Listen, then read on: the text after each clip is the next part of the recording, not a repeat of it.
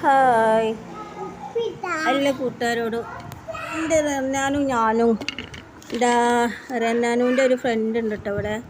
ആ ഫ്രണ്ടിനെ ഇട്ട് റന്നാനു കമ്പനി ആവാണ്. ഐ റന്നാനു, ഐ മോൾട്ടി പറഞ്ഞ പേരെന്താ വെച്ചേക്കാം? മോൾട്ടി ചോദിച്ചോക്ക്. വായോ മിഠായി തരാ. ചായ അപ്പൊ തിന്നോ?